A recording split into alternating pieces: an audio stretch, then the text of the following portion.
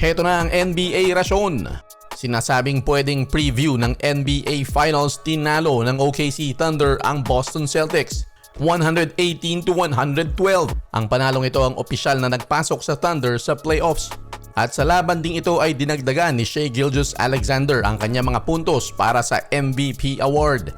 Pinapangunahan ni SGA ang pinakabatang NBA team sa first place ng Western Conference sa back-to-back seasons.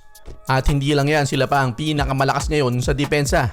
Kaya dahil sa mga puntos na yan ay lalong lumakas at tumunog ang kanyang pangalan sa MVP award.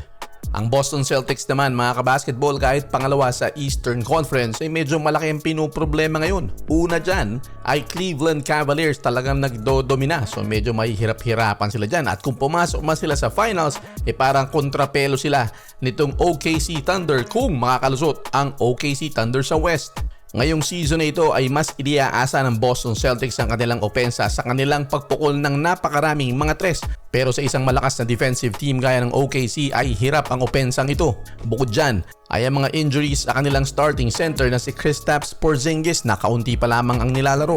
At isama mo pa sa problema ng Boston Celtics ang malaking balakid sa East na ang Cleveland Cavaliers sa talagang dinodomina ang lahat ng koponan ngayong season na ito. Pero syempre defending champion pa rin yan.